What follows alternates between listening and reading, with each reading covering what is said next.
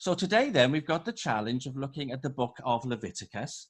And what I'd like us to do is focus our attention on Leviticus chapter 16.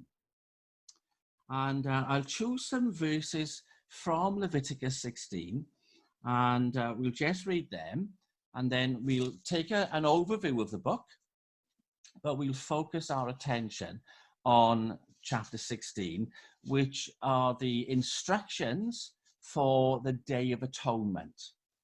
So Leviticus 16 then, and we'll read from verse 23. Okay, Leviticus 16, reading from verse 23. Then Aaron shall come into the tabernacle of meeting, shall take off the linen garments which he put on when he went into the holy place, and shall leave them there. He shall wash his body with water in a holy place, put on his garments, come out and offer his burnt offering and the burnt offering of the people, and make atonement for himself and for the people. The fat of the sin offering he shall burn on the altar. And he who released the goat as the scapegoat shall wash his clothes and bathe his body in water, and afterward he may come into the camp. The bull for the sin offering and the goat for the sin offering, whose blood was brought in to make atonement in the holy place, shall be carried outside the camp. And they shall burn in the fire their skins, their flesh, and their offal. Then he who burns them shall wash his clothes and bathe his body in water, and afterward he may come into the camp. So that's part of the instructions given by God to Moses for the activity of the Day of Atonement. We'll come specifically to look at that in a while, but let's think about the book as a whole. As I said earlier, I don't think it's one of our favorite books. I wonder how many of you have read the book of Leviticus. Perhaps you've gone through it as part of a daily reading scheme. I've never known anybody preach from the book of Leviticus. It's quite an interesting and yet challenging book. The theme of the book, I guess, is the priesthood. And it's from the tribe of Levi that God will choose the priests to serve in the tabernacle, in the temple, to offer the sacrifices. And of course, from the tribe of Levi will come the high priest. The tribe of Levi gives us Moses, and of course his brother Aaron, who is the first of the line of the priests and the high priests, I guess. It's interesting to think that Moses comes from this tribe, because we've seen in the book of Genesis that Judah is the tribe that will lead to Christ. But it's certainly not the case that all the great figures of the Old Testament come from that tribe. It is not, if you like, a line that leads to Christ that consists of all the great figures of the Bible. And I think that's quite interesting to think about. Why is that the case then, do you think? But nonetheless, we've got Moses, Aaron from the tribe of Levi, and they then form the basis, well, Aaron certainly, for the priestly line. So let's have an overview of this book then. And the book of Levi falls into 6 sections. Now, some of you like to know the sections. I think it's quite interesting to kind of break a book up into its different parts. So we have 6 sections in the book of Leviticus. If you start in chapter 1 and verse 1, you've got the phrase that introduces each of the sections. Now, the Lord called to Moses. So quite a simple phrase, and that phrase sets us off on one of the sections. And each of the sections deals with a specific idea, a specific area that's linked to the priesthood. So the first section then is chapter 1, verse 1, and it extends all the way to chapter 7 and the end of chapter 7, which is verse 38. And that first section are the details of the sacrifices and the offerings that will be offered to God. And of course, what I guess we are thinking about is the problem of sin. How will God deal with the ongoing problem of sin in his people? So the first section of Leviticus is the way in which God will deal with sin through sacrifices and through offerings. Then we got our next section. So look at Leviticus 8. And there in the first verse is that phrase that you would expect now. The key phrase that introduces the next bit. Leviticus 8 verse 1, and the Lord spoke to Moses. So there it is. Off we go now on a new section. And this section extends to chapter 10 and verse 20, the last verse of chapter 10. And what we have here then is the beginning of the priestly ministry. Hugely significant. And of course, it goes wrong, exactly as you would expect. So the sons of Aaron make a big mistake and they offer profane fire to God. You remember in chapter 10, Nadab and Abihu. So it doesn't take long, does it, in the Mosaic covenant for things to go wrong. And we have this moment when those two sons, the priests, make a mistake. And of course, they suffer the consequences for that. But nonetheless, here's the priests. And the priests are coming on scene now for the very first time. And that's our second section of the book of Leviticus. Okay, so you still with me? Look at chapter 11 and verse 1. Here's our phrase that we've noted. Now the Lord spoke to Moses. So off we go now for the third section. And this third section has a kind of variation on the idea of sin. And it's to do with uncleanness. So God is holy. His people have to be holy. So God starts to outline the notions of what it means to be unclean. What's the opposite of holiness? And you get unclean animals. You get things that are forbidden in terms of foods. Sorry, girls, you get all the rituals that have to apply at the time of your month and after childbirth and so on. There's certain illnesses that were going to be regarded as unclean. And of course, one of those is leprosy. And how do lepers fit within the covenant community? Well, they don't. And so you've got this long list of what to do with the houses of the lepers and the clothes of the lepers and so on. And chapter 15 of Leviticus isn't one that I would say that you should study in great detail, because it's to do with the uncleanness linked to the human body. And, discharges and all sorts of, unpleasantness. And how God wants us to deal with the uncleanness that's linked to the idea of the flesh. And we've been talking about the flesh in the last few days, haven't we? So that's the third section of the book of Leviticus. And that comes to an end in chapter 15 and verse 33. And here we are, our great chapter, chapter 16, verse 1. Now the Lord spoke to Moses. So here we have now the fourth section, and it's to do with the Day of Atonement. So we'll talk a bit more about the Day of Atonement, I think, in the next few minutes. But let's take a look at section number 5.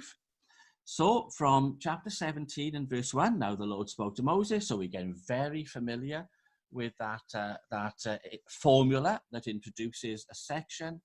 Now the Lord spoke to Moses, and we've got that takes us right the way down to now, I think it's chapter 26. Let's have a look. Yeah, right the way to the end of chapter 26. That's that section. And this section, number 5, is if you like, a more positive emphasis on holiness.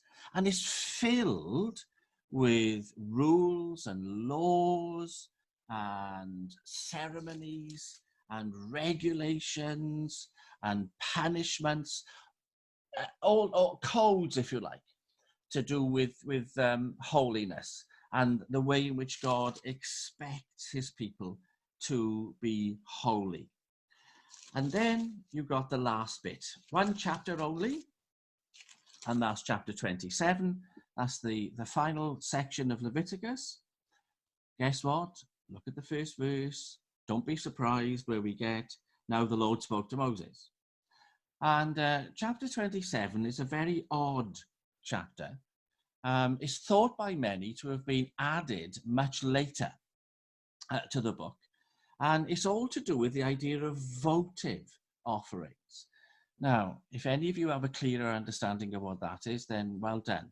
My understanding is, if you have made a promise to God, and for whatever reason you want to get out of it, your circumstances have changed maybe, or something's gone wrong, you then offer a price, a payment.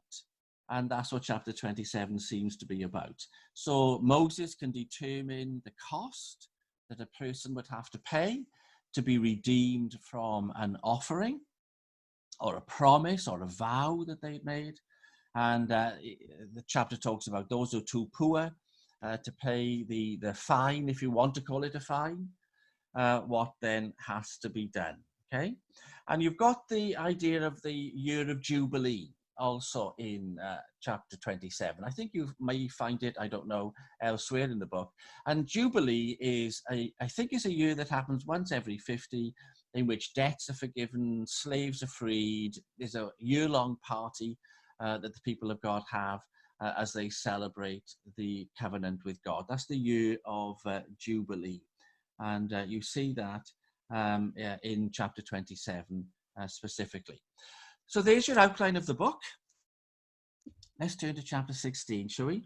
And we're going to think about the Day of Atonement. This was the most solemn day in the year for the priests, especially for the high priest, and also for the people. Some of you may be really keen on detail, and the detail of the sacrifices and the celebrations, and especially the Day of Atonement. I'll be frank with you, the detail doesn't appeal to me greatly. I guess what we need is some sense of what occurs on the Day of Atonement. And you can divide the Day of Atonement into two parts. You have the first part in which there is a bull and a ram. There's two goats. One, you cast lots and you choose one of the goats. And those animals are going to be used for purification purposes. So their blood will be shed. And Aaron specifically will go into the Tabernacle of Meeting. He'll go into the holy place behind the veil. Only he is allowed to go there, and it's once a year. And as he goes in, he sprinkles the blood of these animals for purification. He is making, and we saw the word when we read earlier, he is making atonement. So look again at verse 27, chapter 16. The bull for the sin offering and the goat for the sin offering, whose blood was brought in to make atonement. So the first part of the Day of Atonement is making atonement. And atonement is not a popular idea. It's not a popular idea amongst many who would say they're Christians. And yet atonement is a fundamental idea in God's revelation of himself and God's purposes, because atonement has the idea of offering to God who is angry with sin. So it's the idea of wrath, judgment, anger on the part of God towards the sinfulness of human beings. And when we say wrath and anger, we don't mean uncontrolled temper. We mean God's holy disposition in relation to human sinfulness. The God who is of purer eyes than to behold iniquity. The God who is holy and just and pure and perfect, cannot look upon sin. Sin is the great reason for our separation from God. Sin must be dealt with, and God deals with sin, and his wrath is satisfied against sin by the offering of blood, by the offering of life, by the sacrifice of that which is innocent and perfect. And that's what occurs on the Day of Atonement. Now, I guess you can see why this isn't a popular idea, even amongst those who say that they're Christian people. It's thought of as demeaning to think of God as angry and wrathful. It has notions of unfairness, that innocent animals should be sacrificed, that life is required and blood is required on the part of God for atonement to be made. Some people think it's very Old Testament, and hey, look, we're in the Old Testament. But we cannot understand the cross apart from atonement, because it is on the cross that Jesus Christ makes atonement. He offers his blood and he offers his life. He offers himself to God so that the wrath of God may be appeased, that he may atone for our sin.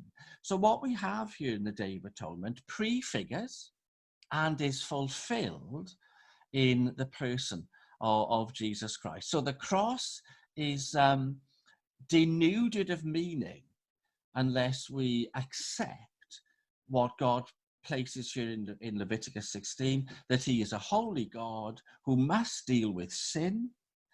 The Christian message isn't a psychological message in which we are asking people to be happier or to be better or to be more well mentally or to have greater relationships. The message of the Christian faith is we are sinners, God is holy, and Christ on the cross has atoned for our sin. And this is prefigured in the Old Testament, and specifically here in the Day of Atonement. So the first part then are all the rituals to do with how Aaron, the high priest, is to dress, how he's to wash, how he's to proceed through the tabernacle into the holy place, how he's to make atonement. He has to make atonement for himself, for the people, even for the tabernacle meeting itself. He has to atone for the building, if you like, because this building, which is amongst the people, is tainted by and affected by the sinfulness of the people in which the temple or the tabernacle is situated. So, of course, Aaron has to atone even for the structure, the physical structure of the building itself. So that's the first part of the Day of Atonement. Then you get the second part. So do you remember there were two goats? Lots were cast. One was chosen as a sacrifice. The other is going to be what's known as the scapegoat. So we saw the word, I think, didn't we? Where was it? Verse 26. So a separate person, I suppose, because it says he who released the goat as the scapegoat. So we know the word scapegoat. It's in our common usage.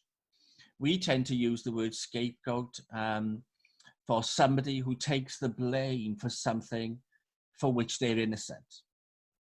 The scapegoat here has the idea of transference. So through the hands of Moses, the sins of the people are transferred onto this goat. He then becomes the embodiment, or if you like, the enfleshment of sin. He is made sin for us, the goat. The goat is then set off. Away he goes into the wilderness. And as he does that, he's removing the sin from the people. The people have had their sin atoned for, and their sin has been removed by the scapegoat. So off he goes into the wilderness, where I suppose the poor thing would then die. So that's the idea of the scapegoat. Okay, so these are the two elements of the Day of Atonement. There's the shedding of blood, And then there's the scapegoat, the removal of sin that had been transferred onto another living being. And I'm sure, guys, we can all see very clearly, can't we, how this points to and is fulfilled in the person of Jesus Christ. And to make that point clearer, it's no surprise, I guess, if I was to ask you, which is the book in the New Testament that has a great deal to say based on the book of Leviticus.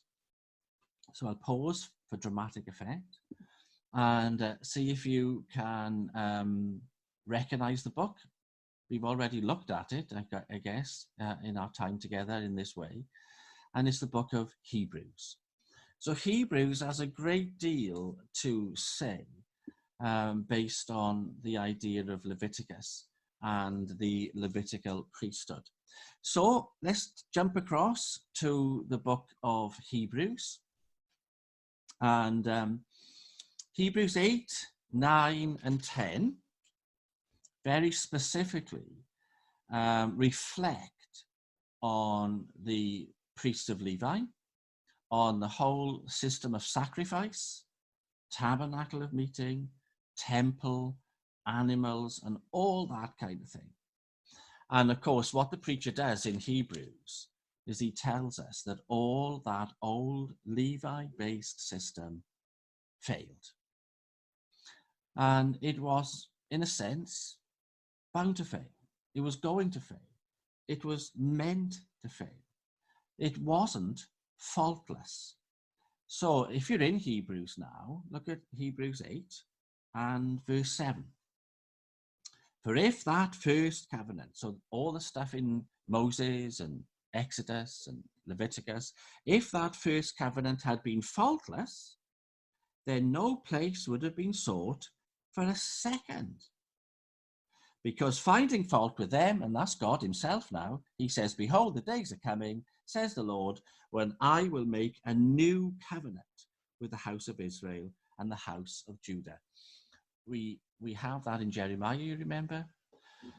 So the God who gave the old covenant knew that the old covenant would fail, promised a new covenant, and that new covenant is in Jesus Christ.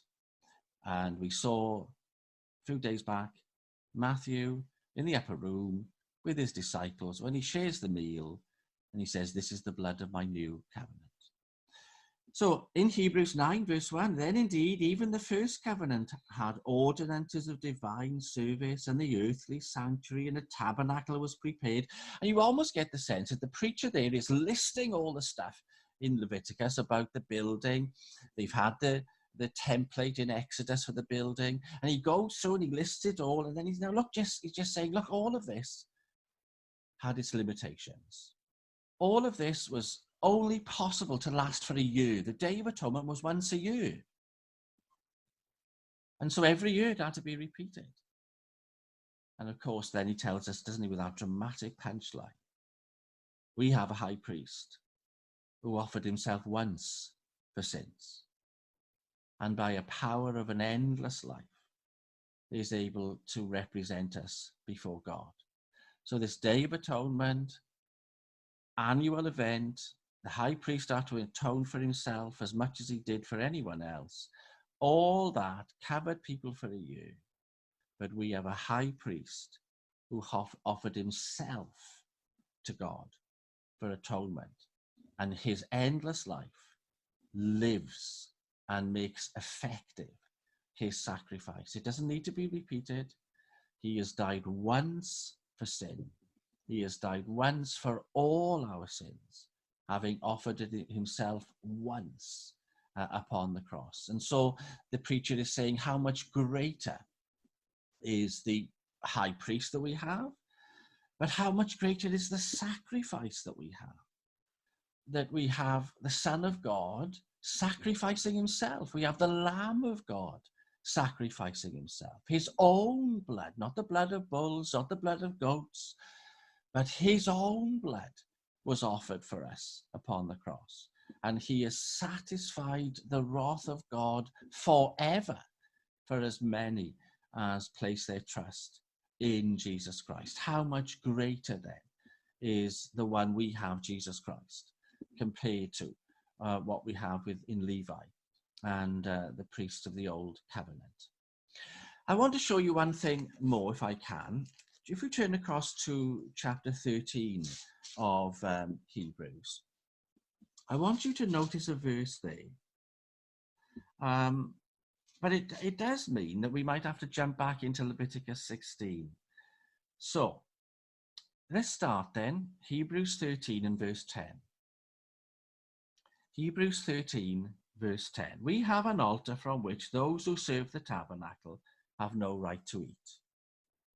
For the bodies of those animals whose blood is brought into the sanctuary by the high priest for sin are burned outside the camp. So all those bulls and rams and goats, their blood was shed, their bodies were burned outside the camp, outside from where the people were. Now keep your thumb there. Go back to Leviticus 16 and look at verse 27. Okay, so your thumb is in Hebrews 13 and you flick back to Leviticus 16 and look at verse 27. The bull for the sin offering and the goat for the sin offering, whose blood was brought in to make atonement in the holy place, shall be carried outside the camp, and they shall burn in the fire their skins, their flesh, their offal. Now the camp, God's people at this time were in transit, weren't they? So they were one huge camp. And these sacrificed animals, their blood had been shed, their bodies were taken outside and burned in their skins with their fat. Horrible, imagine. Now, as you come into Hebrews 13 again, and we read down from verse 11, look at what the preacher tells you. Therefore Jesus also, that he might sanctify the people with his own blood, suffered outside the gate.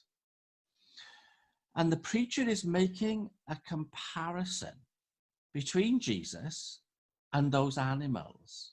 Those animals were burned outside the camp, having shed their blood. According to our preacher, Jesus was outside the camp. Now, the camp was the city of Jerusalem. He was outside Jerusalem when he was crucified. He was on that road that led into Jerusalem. And so he was outside. And on the cross, outside, as he offered his blood, the preacher is making a comparison between Jesus on the cross and those burnt animals being burnt outside. Jesus, in a sense, was being burned on the cross by the wrath of God outside the camp. And so you've got notions not just of Jesus atoning for our sin, but he's been cursed. Like those dead bodies of the animals were cursed, they were burned out of sight. Jesus was on the cross, out of sight, away from the people, making sacrifice to God, being burned, if you like, under the wrath of God. And in Lamentations chapter 1, we get the prophet Jeremiah prefiguring the suffering of Christ, and he's saying, thy fire was sent into my bones to burn me. So it's a very poignant and moving depiction of Jesus outside, cursed, cut off from the people as he makes atonement for our sin. And of course that's reflected in our hymns, isn't it? Outside the city wall that we have, there was no other good enough to pay the price of sin. So there's the book of Leviticus. It's taken up in Hebrews. It's shown to be faulty, the whole system, and we are then pointed to Jesus Christ. And as we are pointed to him, we see him fulfilling the Levitical priesthood. But don't forget, he's not a high priest like the Levites. He is a high priest after the order of Melchizedek. So Jesus is not a Levitical priest in that sense. He fulfills the functions and the purposes, but he is a high priest after the order of Melchizedek, that person, that mysterious figure whom Abraham met on his way back from battle. That's who Jesus is, a high priest with the power of an endless life.